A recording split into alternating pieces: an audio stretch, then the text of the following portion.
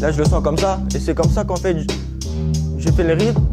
Je suis sourd depuis la naissance, sourd profond. J'ai oublié qu'ils connaissent pas tous la langue des signes. Je prenais pas le goûter, moi j'allais au charbon, à l'orthophoniste, à chercher les mots et je galère pendant 2 heures. C'était ça jusqu'à très tard, 10 ans, 11 ans, 12 ans. Par I-N-T-E-R-I-M, j'ai bégayé. Et c'est comme ça que j'enchaîne la phrase. Et ça c'est parti vraiment de là. Juste ça, ça m'aide. Moi je peux cliquer dessus, y a pas de souci. Et après, voilà, j'arrive à faire ça. Hein. Que j'assure pour que le public s'ambiance, toute la musique. Donc voilà, ça c'est mon appareil.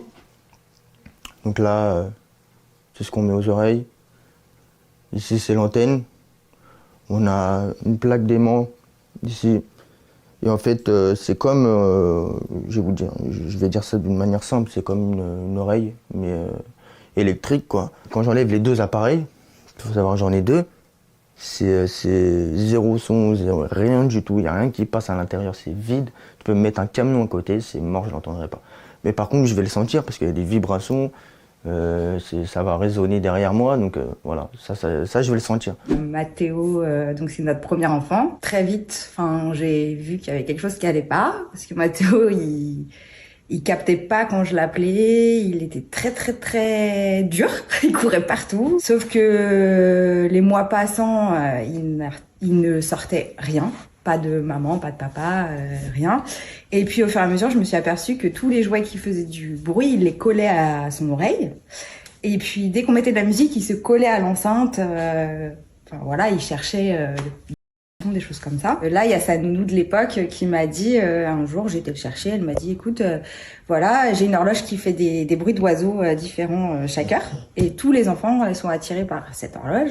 Et Mathéo ne l'est pas. Donc, je me suis un petit peu penchée sur la question et franchement, j'ai l'impression qu'il y a un petit souci. Donc, on nous a proposé l'implant cochléaire. C'est pas parce qu'il a ses implants ou ses appareils que tout de suite il a entendu. Non, c'est de la rééducation. C'est beaucoup de rééducation. Et cet enfant, il a appris à reconnaître chaque son. Il a appris à sortir chaque son. Au détail près. Au détail près. Mathéo, pour sortir un S, il a fallu qu'il prenne conscience qu'il avait le souffle qui devait sortir de lui. On lui a fait souffler sur des bougies, mais ça a duré peut-être 3 mois où une fois il a réussi, puis finalement ça n'a pas marché. On a toujours dit à Mathéo, si demain tu veux les retirer, si demain tu veux signer, arrêter d'oraliser, nous on n'a pas de problème avec ça. Tu es sourd, ça fait partie de toi. Il se reconnaissait pas dans les sourds, ni dans les entendants. En fait, il était avec J'avais le cul entre 2 chaises. Voilà, le cul entre 2 chaises. Et ça a été extrêmement compliqué pour lui de trouver sa place, en fait. Et en fait, on lui a dit, tu es sourd, tu restes sourd, c'est ton identité, tu es comme ça. Donc, je pense que le langage des signes l'a aidé à se retrouver en tant que sourd. Je t'enseigne, j'ai oublié qu'ils connaissent pas tous la langue des signes. On dit pas les mots tout de suite, moi, papa et maman, je suis sûr, je les ai dit à 4 ans, 5 ans. C'était vraiment mes premiers mots, je pense, et encore, je sais même pas.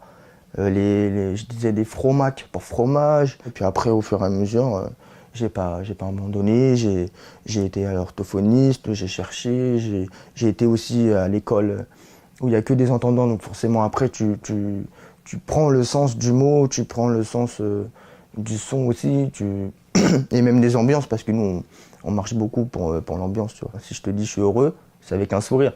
C'est pas je suis heureux, tu vois, nous on marche aussi beaucoup à l'expression, on a les yeux développés, on regarde ce qui se passe autour de nous, enfin voilà. C'était ça, et puis après, il y a beaucoup d'avantages, tu entends bien, mais il y a aussi beaucoup d'inconvénients, c'est beaucoup de fatigue, beaucoup de regards, beaucoup de méchanceté aussi. Et ça a duré honnêtement quasiment toute mon année scolaire. Et moi j'étais le premier venu, le mec il a un gros truc dans ses oreilles, à l'époque c'était vraiment, je l'ai pu, j'aurais bien aimé te montrer, mais c'était vraiment un gros truc, vraiment plus gros que ça, hein. Honnêtement il était épais comme ça, énorme, ça tenait même pas sur les oreilles, ça tombait tous les 5 minutes. Et les gens, quand tu voyais ça, ils disaient chaud, c'est Transformers.